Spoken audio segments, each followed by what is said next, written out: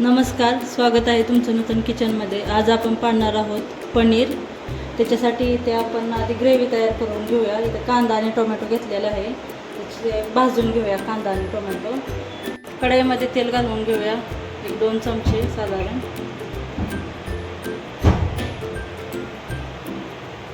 तेल गरम झालेलं आहे।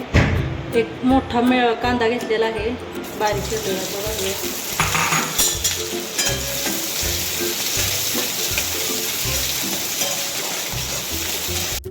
आपण आता याच्यामध्ये टोमॅटो घालूया।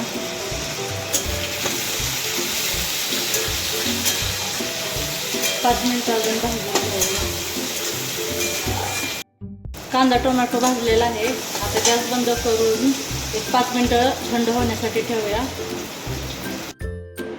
तर आपलं कांदा टोमॅटो थंड झालेला आहे। आपण आता याच्यामध्ये 10-15 काजू टाकणार आहोत, त्याच्यामुळे भाजीला टेस्ट खूप छान येते। आणि याची ग्रेव्ही तयार करून घेऊया। आपण आता ग्रेव्ही करून घेऊया।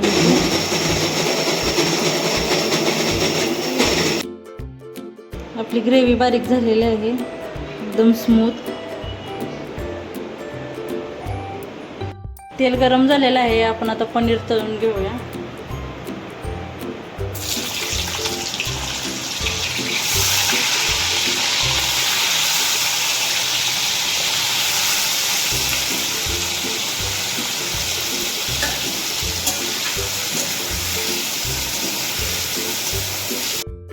आपलं पनीर तळून झालेलं आहे। आपण आता हे पनीर थंड पाण्यात टाकणार आहोत, त्याच्यामुळे पनीर एकदम सॉफ्ट होतं, असं कडक लबरासारखं लागत नाही।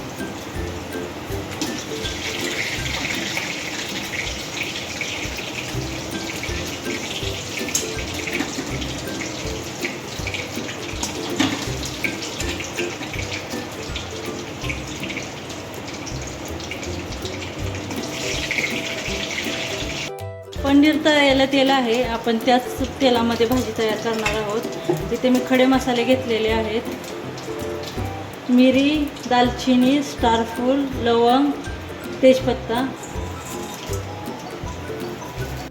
आपण आता ग्रेव्ही घालून घेऊया ह्याच्यामध्ये।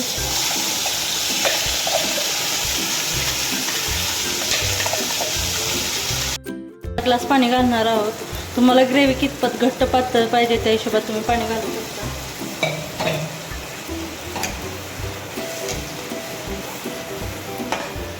5 मिनिटं ग्रेव्ही भाजून घेऊया।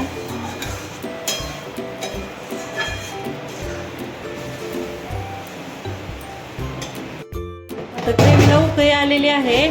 आपण याच्यामध्ये 2 चमचे पनीर मसाला टाकणार आहोत।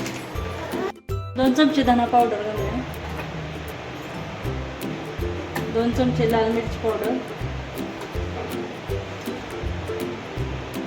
1 चमचा गरम मसाला आणि अर्धा चमचा हळद।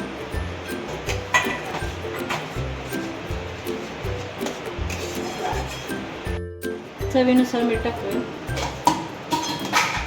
आता आपली ग्रेव्ही शिजलेली आहे। आपण तळलेले पनीर घालूया।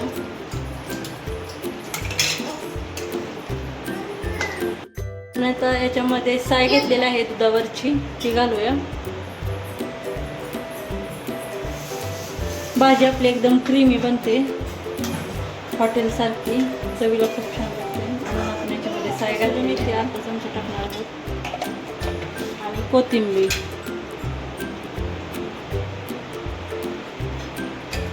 एक 5 मिनिटं शिजून देऊया।